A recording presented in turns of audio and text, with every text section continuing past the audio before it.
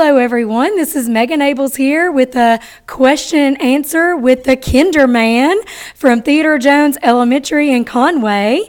Today we have Nathan Howse with us, who is a non-traditional kindergarten teacher here at this elementary school. And we're going to do a little question and answer with the Kinderman. So we'd like to welcome you, Nathan, to question and answer today.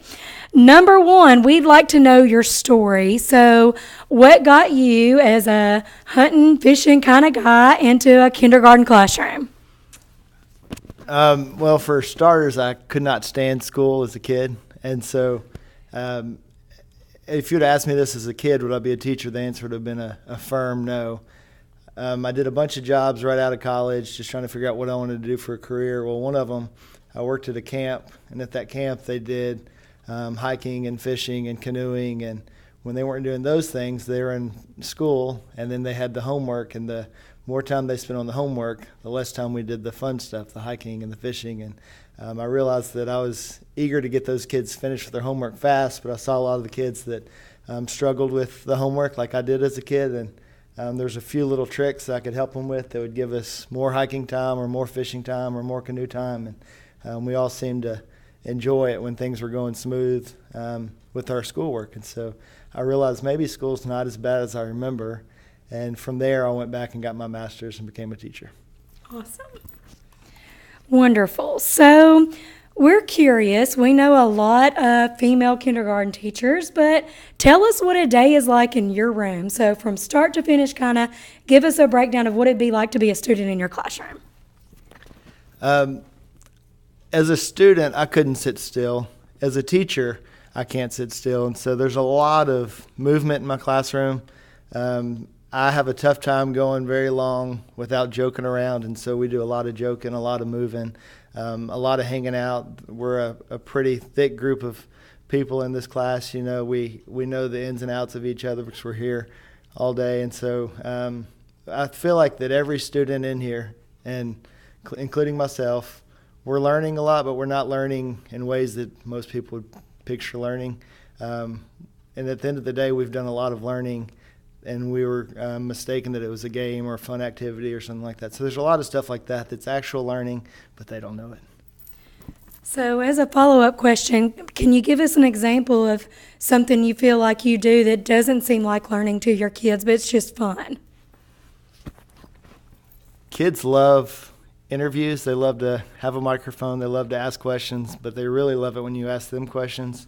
And I've learned that you could do almost all of your teaching by a series of questions. You could ask a student something, and they might not have any idea that you're really talking about math. And before they realize it, they've answered 3 or 4 questions, and you've got them right where you want them. And they're not only letting you know that they know what they're talking about, but they're explaining it through an answer that they're giving to your question. Ironic you said that, since we're doing a question and answer. So I have to ask, as a male kindergarten teacher, when has being a male made a difference with a student in your classroom? Maybe there's that one time that because you were a male, you were able to reach a child that maybe a female teacher could not have.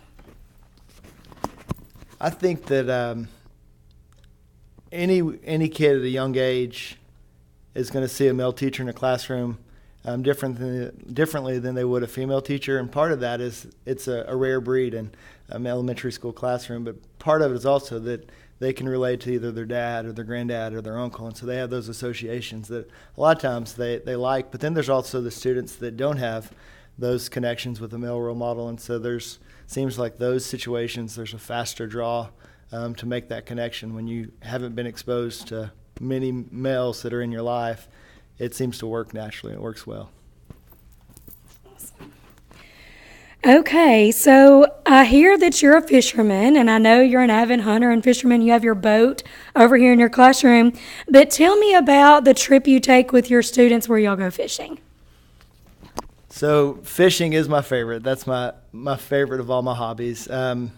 First year I was teaching, I was just making conversation with the kiddos, and I asked one of the kids, where's your favorite place to fish and who do you like to fish with? And he said, I've never been fishing. And so a few of the other kids echoed that. I've never been either. I've never been. And that blew my mind, since this is my favorite hobby, I was thinking they've got to be able to relate to this. They've got to know about it. And so I started talking with some of the students, and they said, I've never gotten to go. I've always wanted to. And so I thought, we've got to make this happen. Well, about a mile down the street is another school with a pond. And so we made some phone calls and got a bunch of parents on board to help out. And everything just started falling together, and we tied it into the curriculum, and we figured out a day to go fishing. And we took the whole class on a fishing trip.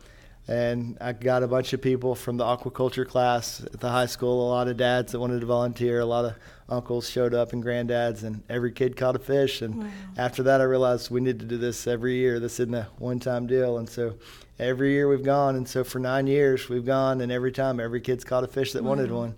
And it's a really good way to get the dads or the grandpas that don't want to show up at school for anything else, but they definitely want to go there and bait hooks and help kids. And if you haven't got a chance to see it, it'd be worth your while, I promise. You'd love the fishing trip. Awesome. I know I have a lot of personal, wonderful memories of fishing with my dad, too. So to all the men out there, if you had the chance to just speak to all the men in Arkansas and give them a message about either education or being a role model to young kindergarten-age kids, or to that male who maybe wants to be a teacher but doesn't know that it's really cool to be the Kinderman teacher, right? So what is your message to those men out there? If you do become a teacher and you end up in a kindergarten environment, when you're at a dinner party or anything else and someone asks, what do you do for a living? And you say, I'm a kindergarten teacher, be prepared, because everyone's response initially will be, no, what do you really do? And so it takes a while for people to picture you as a kindergarten teacher. I definitely think I've got more facial hair than my kindergarten teacher did as a kid, and that's just because it's rare to be a male. But I will say this, it's a ton of fun, and I've never had the same day twice. You know, you're always moving, running and gunning, and it's one of those jobs that if you give yourself the opportunity, you can find a lot of humor and entertainment throughout the entire day. And I like that. I feel like that's one of my rewarding parts of my job, but also you can see huge impacts that you make day to day. It's not a whole year's span. You can see it within the first few minutes of a day, you know. So I'd say that if you're someone that values any of those things, give it a shot. It's definitely not for everyone, but it's been a great fit for me. That's awesome. So now we want to have a little fun with you and get to talk to the Kinderman down on a personal level. So I'm going to give you a word, name, or phrase, and you're going to kind of give us your initial reaction and tell us what that means to you. So we will start with the obvious, stitches. I've got 3 right up here in my dome right now. I was sighting in a hunting rifle, and the scope jumped up and bit me. So I've got 3 of them right now. We wanted to give you an opportunity to explain your stitches, which just even more proves that you're the real Kinderman, right? The outdoors man.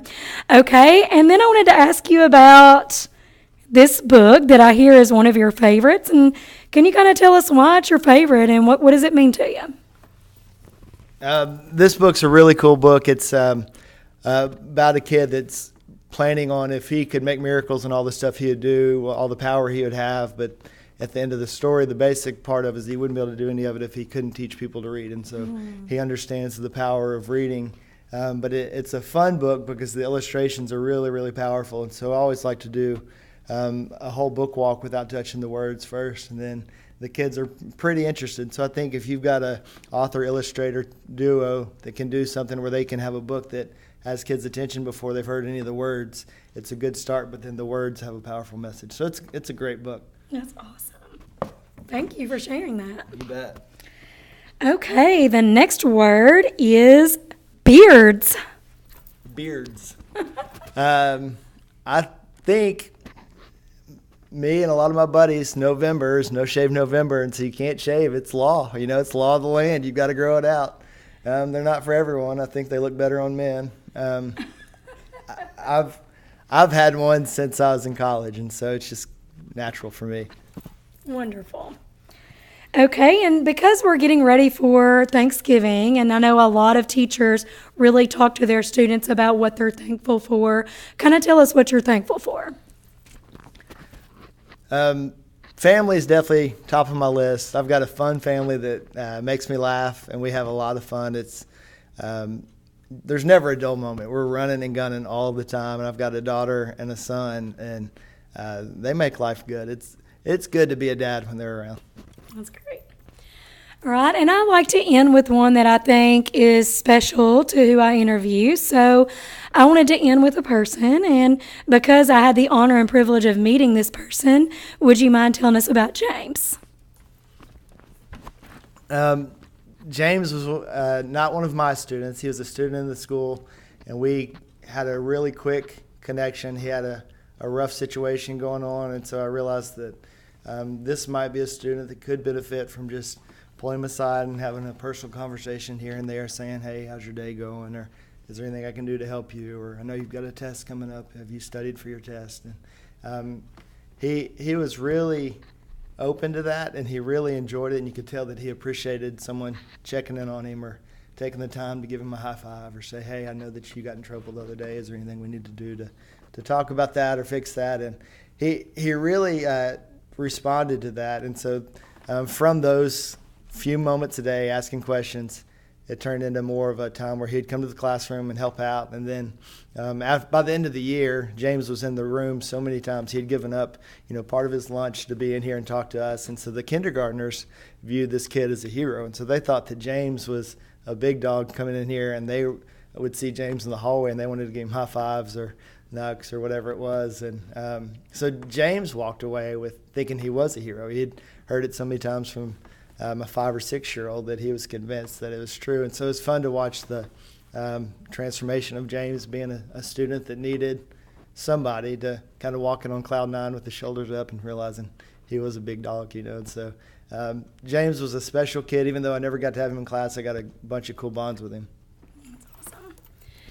And we just want to say to you, thank you for being that hero to your little kindergartners every day. You are truly setting the foundation in this classroom and what I would consider to be a man cave kindergarten classroom. And just thank you for what you do. And when people do ask you, are you really a kindergarten teacher?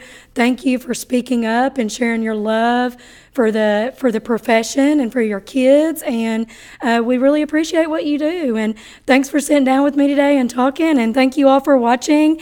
And in the comments, please give a shout out to Mr. Howse and let him know what you're thankful for that he does every day. And tag a male teacher that you know does a great job, or even better yet, tag a man that should become a teacher. So we thank you so much, and thank you everyone for joining us today. Thank you.